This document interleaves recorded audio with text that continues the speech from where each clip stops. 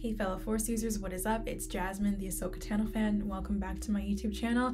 So it's time for another episode of The Bad Batch. Feels like a week really flew by. Yeah, the last episode was a fun little side episode. We got to see the Bad Batch work with the Separatists to rescue the Senator, Avi Singh. It reminded me a lot of the Clone Wars Onderon arc, which was kind of nice. We're just continuing to kind of get these Clone Wars parallels in this show. And I like that it showed us that the Bad Batch is now working with the Separatists, which is just, again, a reminder of how gray the times are now in terms of how everything's kind of been reset. The battle lines have been redrawn here, and the Bad Batch could really be working with anybody at this point. It wasn't as clear as it was during the Republic, which was Republic versus Separatists. You know, now with the Empire in power, it's kind of the Empire versus everybody else who rebels against the Empire, and sometimes that might bring the Bad Batch closer together with people like former Separatists. It was on planet Raxus, which we also saw during Heroes on both sides in the Clone Wars. And of course, that was when Ahsoka met Nina and Lux Bonteri. And that was also kind of when she had her perspective broadened as to who the Separatists really are and how they weren't all bad. They weren't all like Count Dooku and General Grievous. And so the Bad Batch kind of had a similar experience here, especially Echo, who was kind of hesitant to work with Separatists. He now had his perspective broadened a little bit by getting to work with those people. We also got to see Omega and Sid have a nice little bonding moment where they kind of learned from one another. Obviously, Sid kind of provides Omega with this tough love, I like to say, and she makes Omega a little bit more aware of what the real world is like and how to survive. And then Omega, we got to see her smarts and her ability to be strategic when she was playing that game with Sid. And then of course we saw her negotiating as well. So we know Omega kind of has that mindset now where she's kind of starting to think a little bit more strategically and you know, how to kind of stand up for herself. She's definitely making a name for herself, you could say. And then at the end there, her and Hunter had that match, obviously, which we have to find out this episode. Did she win the match? Which I'm pretty sure she did. If that's the case, that would mean that she's going to be going with them on every mission going forward, because that was the deal between her and Hunter. If she won the match, then she would never sit out on a mission, right? Yeah, that was really nice to see, and it just shows that Omega is a valuable member of the Bad Batch, and she does have something to offer. It's not just always them protecting her, right? So yeah, anyways guys, I don't want to speculate too much here. So I see here the episode looks like it's called Devil's Deal. As the seeds of the rebellion foment on an outer rim world, the Empire schemes to squash it.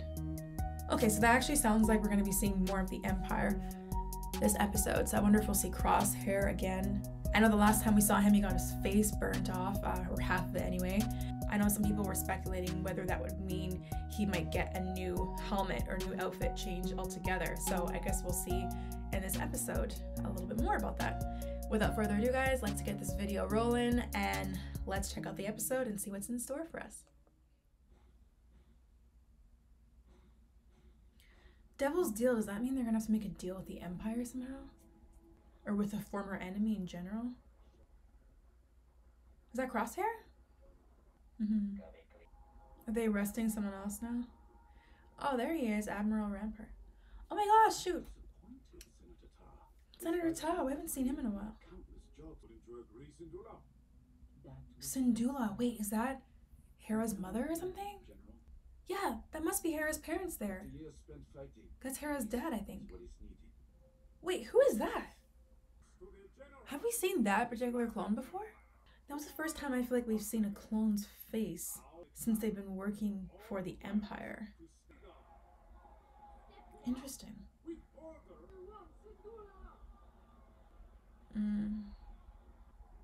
It's definitely Hera's parents, for sure.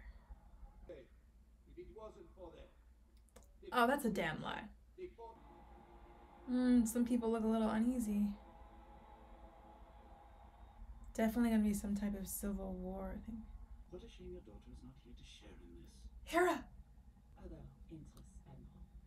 Is she gonna show up, though? We're gonna see her at all? That was a cool little name drop, though. Is that her, Hera? That must be her, right? That's her. It's not Vanessa Marshall, though, I don't think, is it? It doesn't sound like Vanessa Marshall. Vanessa Marshall voiced her in Rebels. Is that when she decided she wanted to be a pilot? I feel like she talked about this in Rebels, maybe. About when she knew she wanted to start flying. They have to give all their weapons to the Empire? Clowns. Yeah. I already reached out to my contact to acquire more. Why does she look like she hurt her arm or something? She's like holding her arm. Thank you, Hauser. Hauser. Oh, so she's the contact to get more weapons or something? Because he said that he reached out to a contact to acquire more weapons. Leave nothing out. That is unacceptable. She's a cool mom. You realize what good the time came. What was the point of fighting if we cannot accept peace? Is it really peaceful? Wonder if he's gonna die. The uncle. It's weird. We haven't really seen the Bad Batch yet.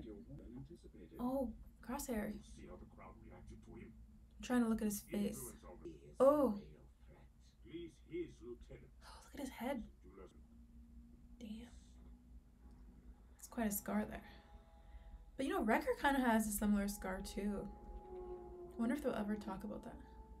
My hope is that you won't ever have to live a life like mine. That didn't work out. She obviously becomes part of the rebellion. It's funny how he keeps saying, oh, there's peace now. What part of this looks like peace to you? As you can see, Being forced to turn in your weapons? but the duty Troops everywhere? The Empire is dedicated to protecting the interests of rival. From what though? Protecting from what? There's no other opposition. They're seeing to that. These Imperials, when they are keeping things from us. Exactly. To try. This version of peace is not one we can accept. Then what? She's asking all the right questions. I was going to let you fly this time. Oh, she's gonna go now. Really? Wait. So I didn't know. So Chopper is her droid, actually. Oh, Crosshair's there. Damn it. So the uncle's gonna die? Oh no, it's a tracker? I still feel like the uncle might die. Oh, sorry. So Hera's not the contact. This is the contact they're going to meet. It's like Hondo or something? No, this is not Florum. Is it gonna be someone we know already or someone new? What supplies are we? The Bad Batch, maybe? Never. Is the Bad Batch the contact? Yeah, I guess so. There they are. I don't know why I didn't think of them first. So Hera met the Bad Batch. And Omega! Oh my gosh. Are they gonna be friends? Are you Gobi? I'm gonna go talk to Omega. Can she come aboard? Okay, you can come up, but no funny business. Oh my gosh. I love how she's acting like the security guard. Tech won't let me train until I can recite all of the ship's specifications from memory. Oh, that sounds like tech. It's about a feeling. The instruments help guide you, but you plot your course. You're free. The instruments help guide you, but you plot your course. Not yet. Or shot at. It's my room. Who's chasing you? Are you in some kind of trouble? Oh wait, she doesn't know about the Empire, really. You were in trouble anytime. Haha. I wonder what would have happened if Hera stayed with the Bad Batch. That would have been a completely different storyline, eh? Did you know flying's about a feeling? Oh my gosh, stop. She's so cute. What feeling? Tech would not know anything about that. He's too technical, man. Tech's all about the specs. What's gonna be waiting for them when they get back? Or who's gonna be waiting for them, I should say. That shot right there, that animation, looks like an actual movie. Look how good it looks. Whoa. Crosshair. Are we ever gonna see Crosshair turn good again, man? I kind of miss him rolling with the Bad Batch. Oh no, the uncle's gonna die. The aunt and uncle are both gonna die, and then Hera's gonna escape, probably, I guess. Oh my god, they're coming in with the flamethrower too? Is it the flamethrower? Oh my gosh. And they caught all their weapons. That's pretty bad. How are they gonna get this? They need the Bad Batch's help now. Oh my god, this is not good at all.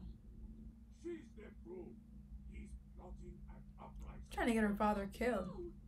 Damn, I thought I would have killed them right then and there.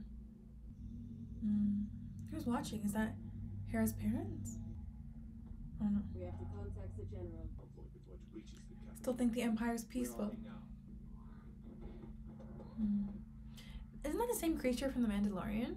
That Quill had, I think his name is Quill, had Mando ride? Cham's not playing when it comes to his daughter. Ooh, knocked his helmet right off. Yes, sir. Bit of hesitancy there. Honestly, Senator Ta's a little rat. I don't feel at all sorry for him when he got, you know, kidnapped by Bane there, or taken hostage by Bane in the Clone Wars. Get what you deserve, man. Hera's mom is so badass. Now I know where she gets it from. Oh, they're jamming the comms. Oh, she's a good shot. Damn. So the fact that the Empire was willing to just arrest her and charge her with treason, even though she's just a kid, shows how cold they are. They're going to any lengths necessary. So what are they gonna do now? Wait, is he gonna kill him right now? Oh, Crosshair. Thank you for playing your part. Someone's gonna die right now. Okay, Crosshair kill. I don't feel bad for him at all. You deserve it. That's why they were so willing to surrender, because they had a plan. Damn. How are they gonna get out of this? So he just sacrificed Todd and blamed it on them.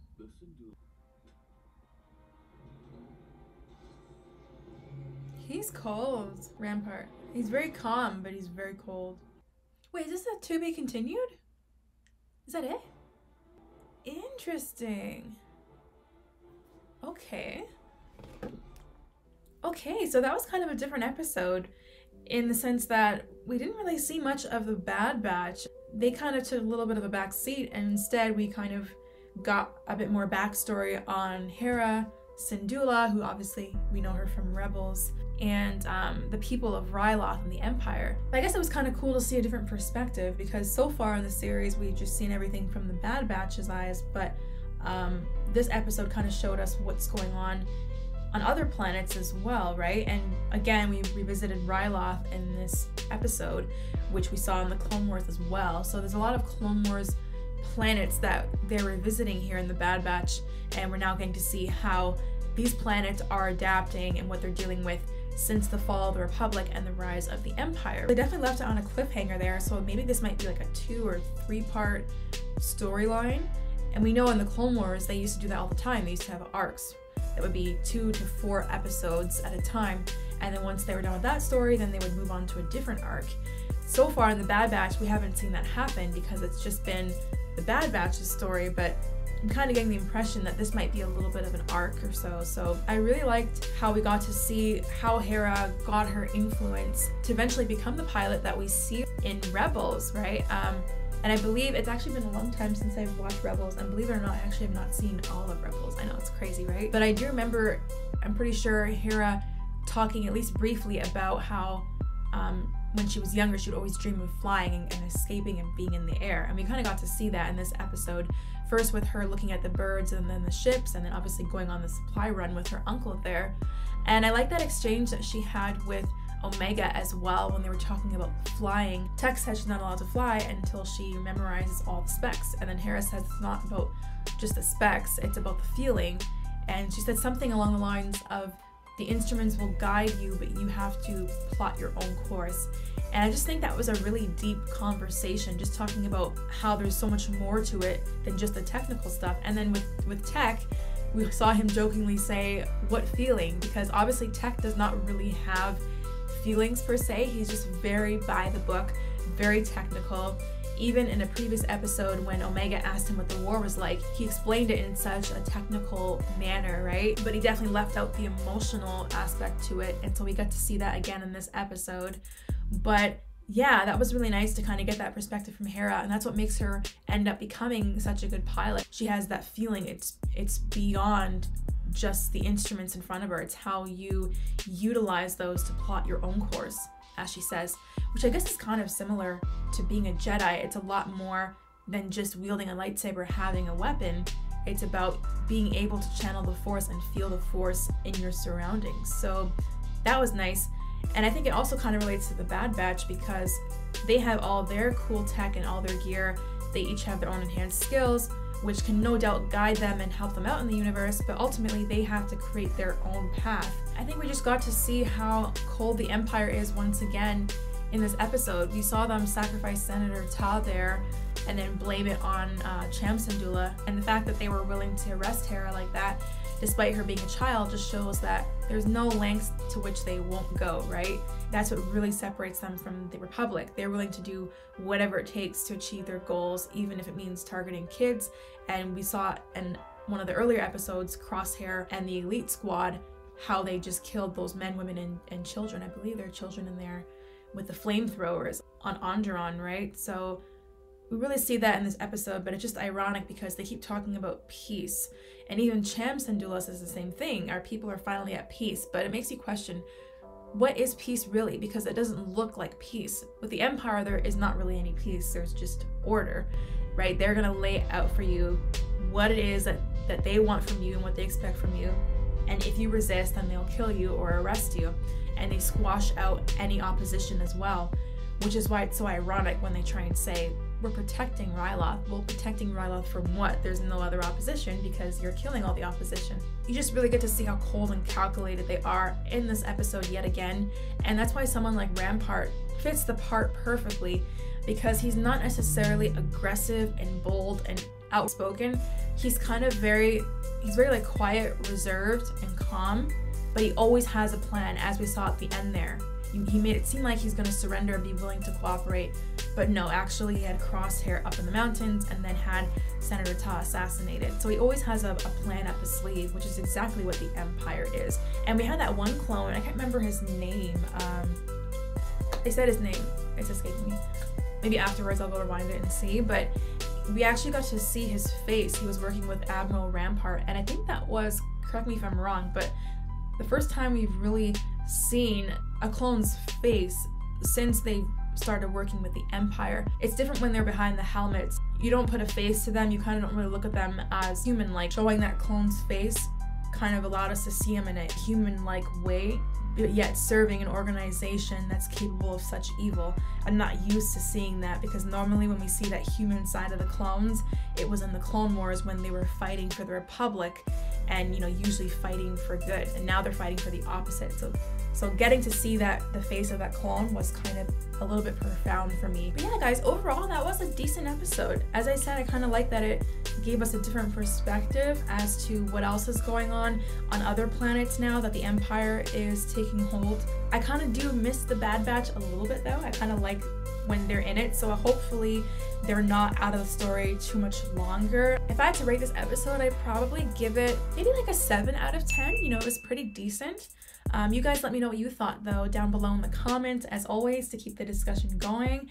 And don't forget to leave a like and subscribe, guys, and I will see you next week for the Loki finale, which I'm planning a little extra something for that, and next Friday obviously for another episode of The Bad Batch. Until next time, guys, take care and see you soon.